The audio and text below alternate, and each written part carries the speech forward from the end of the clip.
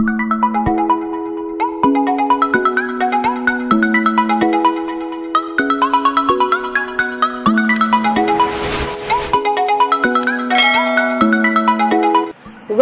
to your MAPE classroom. Paalala, ugaliing maghugas ng kamay gamit ang sabon at malinis na tubig at magsuot ng face mask at face shield, lalong-lalo na kung lalabas ng bahay. Music for Quarter 1, Week 2. Reads and performs rhythmic patterns in time signatures 2-4, 3-4, 4-4, MELC based. Aralin ikalawa hanggang ika-4. Ang iba't ibang kahulugan ng hulwarang ritmo ayon sa palakumpasang 2-4, 3-4, at 4-4. Sa araling ito, inaasahan na ang mga mag-aaral ay una, natutukoy ang iba't ibang kahulugan ng hulwarang ritmo ayon sa palakumpasang 2-4, 3-4 at 4-4. Ikalawa, na isasagawa ang hulwarang ritmo ayon sa palakumpasang 2-4, 3-4 at 4-4. At ikatlo, na ipapakita ang kahulugan ng hulwarang ritmo ayon sa palakumpasang 2-4, 3-4 at 4-4. Bago tayo magpatuloy sa ating bagong aralin, tayo ay magbalik-tanaw. Panuto. Tukuyin ang iba't ibang uri ng note at rest. Isulat ang pangalan o katawagan sa ikalawang hanay at ang bilang ng kumpas naman sa ikatlong hanay. Bibigyan kita ng 10 bilang upang balikan ang ating nakaraang aralin.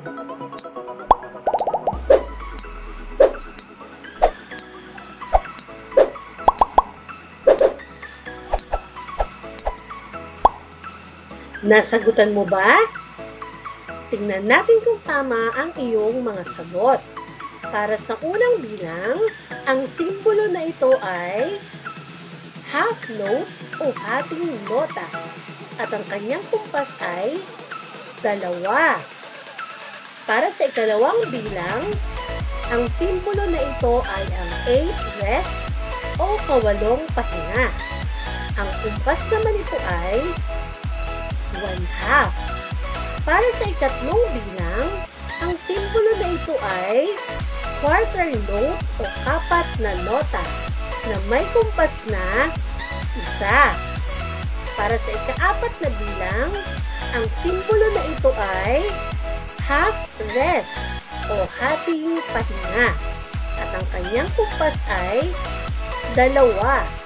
At para sa huling bilang, ang simbolo na ito ay full note o buong nota at ang kanyang kumpas ay 4.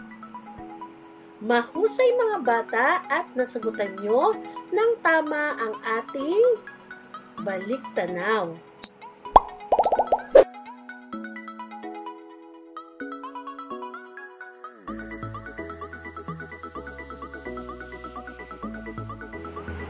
Muli, narito pa ang isang gawain para balikan ang ating nakaraang aralin. Pag-aralan ang bawat bilang. Bilangin ang kumpas ng note sa magkaparehas na kahon. Gumuhit ng isang bituin sa iyong papel. Sa loob ng bituin, isulat ang bilang ng magkaparehong kumpas. Ayan mga bata, sabay natin sagutin ang isa pang pagbabalik-tanaw. Kung ating susuriin, para sa akin, ang mga magkapareho ang bilang ng kumpas sa bawat kahon ng bilang ay ang bilang 2, 3, at 4. Nais niyo bang malaman kung bakit? Sige mga bata, ating tingnan. Sa ikalawang bilang, ang unang nota sa kahon ay whole note na merong 4 na kumpas. Kung atin siyang ihambing sa kanyang katabing kahon, tingnan natin kung ito ba ay kapareho ng kumpas nito. Ang unang note ay half note na may kumpas na dalawa. Sinundan ng quarter note na may isang kumpas at isa pang quarter note na isang kumpas. Ang kabuuan sa loob ng kahon ay 4. 2 plus 1 plus 1 equals 4. So, tama mga bata na ang ikalawang bilang ay may parehong kumpas. Ayan, isa pang sagot na tama ay ang bilang ikatlo. Tingnan natin mabuti. Ang unang note sa ikatlong bilang ay 8th note na may bilang na 1/2. Sinundan ng isa pang 8th note, 1/2 ulit. Isa pang 8th note, 1/2. At ang pang-apat na 8th note na may 1/2 din na bilang. Kung atin itong pagsasamahin, 1/2 plus 1/2 plus 1/2 plus 1/2 equals 2. So, ang unang kahon ay may kumpas na dalawa. Tingnan niya natin kung kapareho sila ng kumpas sa ikalawang kahon. Ang nota sa ikalawang kahon ay si hating nota na may bilang na 2. So, tama mga bata na ang mga kahon sa ikatlong bilang ay may parehong kumpas. At para naman sa huling tamang sagot, ang ika-4 na bilang. Halika, tingnan natin. Sa unang kahon, ang note ay ang full note na may kumpas na 4. Sa kabilang kahon naman, ang note na nauuna ay ang half note na may kumpas na 2. At ang sumunod naman ay isa pang half note na may kumpas uli na 2. Pag pinagsama natin ang dalawang half note, ang kabuuan ng kanilang kumpas ay 4. Ibig sabihin, ang dalawang kahon na ito ay magkapareho ang bilang ng kumpas. Ayan, magaling mga bata at natandaan niyo pa ang ating nakaraang aralin.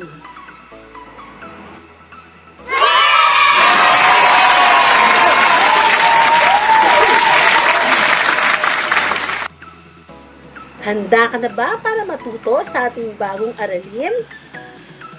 Ang meter ay isa sa mga elemento ng rhythm. Ito ay ang pagpapangkat-pangkat ng mga kumpas o pulso sa musika. Meron tayong 3 rhythmic pattern. Una, ang rhythmic pattern at ang 2/4 time signature. Ang 2/4 ay time signature na dalawahan ang bilang ng kumpas. Ito ay karaniwang iniugnay sa kilos o galaw na pangmarcha. Ang bilang nito ay 1-2, 1-2, 1-2. Napapangkat ang mga bilang na ito sa pamamagitan ng paglalagay ng bar line. Para sa ritmong dalawahan o duple meter, may dalawa itong bilang sa bawat sukat. Suriin nating mabuti mga bata. Ayan, narito ang palakumpasan o time signature na 2-4. Ayan, tingnan mabuti. 1-2, 1-2, 1-2. Ayan. Para naman sa ikalawang halimbawa, 1-2, 1-2, 1-2. So, ang bilang ng bawat sukat ay 2.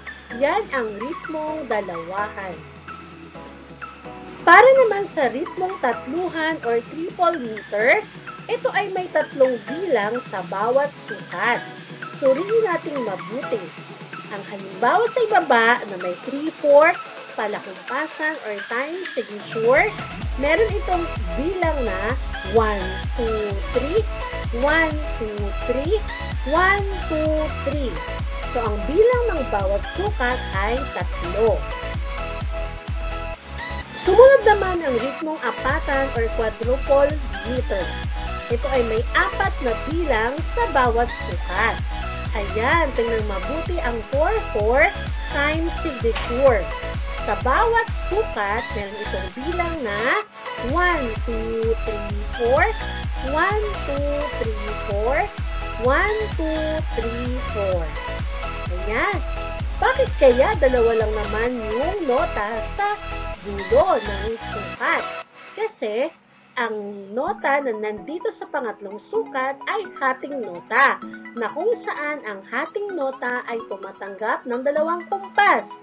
Ay dahil dalawa sila, ibig sabihin ang kabuuan nila ay 4. Sige nga mga bata, sa inyong papel, isulat ang time signature na angkop sa mga sumusunod na rhythmic patterns. Ayan. Bibigyan ko kayo ng halimbawa para dito sa unang bilang. Ang una nyo nakikita ay si quarter note na may isang bilang. Sumunod uli, isa pang quarter note na isang bilang. Dalawang 8th note. Tandaan mga bata na ang dalawang 8th note ay katumbas ng isang bilang. At isa pang quarter note, isang bilang. Kung ito ay inyong pagsasamahin, 1 plus 1 plus 1 plus 1 equals 4. So, ang kumpas nito or ang time signature nito ay 4, 4. Para sa ikalawang bilang, tingnan nyo mga bata. Ang unang note ay 8th note na merong 1/2 na bilang. Pagsamahin natin ang dalawang 8th note para makabuo tayo ng isang kumpas. Okay, ayan. Para naman ulit sa dalawa pang 8th note, ang bilang yan ay 1. Susundan ng isang quarter note na isang bilang at isa pang quarter note na may isang bilang. Ang kabuuan nila ay 4. Ang kumpas nito or ang time signature nitong ikalawang bilang ay 4, 4 ulit. Ano kaya ang kumpas o time signature na ikatlong bilang? Sige nga, tingnan natin. 2, 4. Tama, kasi ang una nyo nakita ay dalawang 8th note na meron siyang kabuang bilang na isa. Another 8th note na dalawa na pag pinagsama mo ay isa. So, 1 plus 1 equals 2. Para sa ika-4 na bilang, ang sagot ay 4, 4. Dahil ang dalawang nauunang note ay 8th note, ang bilang niya ay isa pa uling quarter note, isang bilang, dalawang 8th note uli, isa uli ang bilang nila, at isa pang quarter note, isa ang bilang. So, meron siyang kabuang kumpas o bilang na 4. At para sa ikalimang bilang, 2, 4. Dahil ang unang note ay quarter note, ang bilang nito ay 1.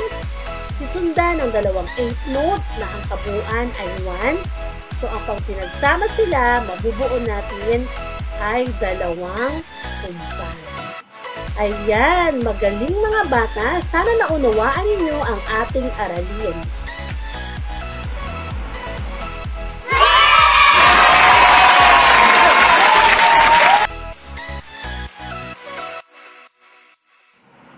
Ayan, para mas matandaan yung mga bata, narito isang pagsasaisip. Natandaan mo ba ang mahalagang konsepto ng aralin? Piliin ang tamang sagot sa loob ng kahon at isulat sa iyong papel. Ayan, meron tayong pagpipilian sa ibaba, sa loob ng kahon. 2, 4, rhythmic pattern, note at rest, magkasama po ito, measure, at 4, 4. So, merong 5 pagpipilian. Para sa unang bilang, ang mga patlang ay maaaring pagsama-samahin upang makabuo ng rhythmic pattern. Ang sagot ay note at rest. Para sa ikalawang bilang, ang patlang ay ang batayan upang masundan ng gusto ang mga mang-aawit, nanunugtog ng musika at titik ng awitin na kanilang inaaral o itatanghal. Ang sagot ay rhythmic pattern. Ikatlo, ang isang rhythmic pattern ay binubuo ng mga note at rest na pinagsama-sama ayon sa bilang ng mga beat sa isang patlang. Ang sagot dito ay measure or sukat. Pang-apat, ang patlang time signature ay karaniwang ginagamit sa musikang pangmarcha. Sa time signature na ito, ang bawat measure ay may 2 beat lamang at ang quarter note o rest ang tumatanggap ng isang bilang. Ang sagot ay 2-4. At para sa ikalimang bilang, ang patlang time signature ang madalas na ginagamit sa mga komposisyon. Ang bawat measure ay may 4 na kumpas at quarter note or rest ang tumatanggap ng isang kumpas. Ang tamang sagot ay 4-4. Magaling mga bata! Para sa ating huling gawain, hanapin ang tamang rhythmic pattern na angkop sa time signature. Kopyahin lamang ang titik ng tamang sagot sa iyong papel. Dahil ito ay may 2 bilang lamang, bibigyan kita ng 10 bilang upang sagutin ang ating pagtataya.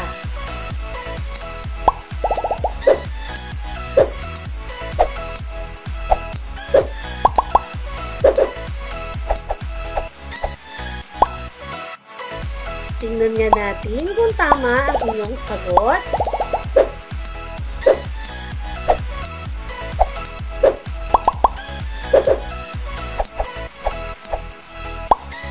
Ayan! Para sa unang time signature na 2-4, ang titik ng tamang sagot ay titik B. Ayan! Tama! Kasi ang quarter note ay may 1 na bilang, another, isa pang quarter rest. Isa rin ang bilang nito, kaya ang kabuuan ay 2. Para sa ikalawang time signature 4-4, ang sagot ay titik A. Mahusay dahil ang unang note sa titik A ay quarter note na may 1 bilang, half note na may 2 bilang, quarter rest na 1 ang bilang, ang kabuuan nila ay 4 na bilang ng kumpas. Ayan, magaling ang mga bata. Sana naunawaan ninyo ang mga time signature na ating tinalakay sa araw na ito. Paalam mga bata, maraming salamat po. Sana marami kayong natutunan sa araw na ito. Magkita-kita tayo muli sa susunod na aralin.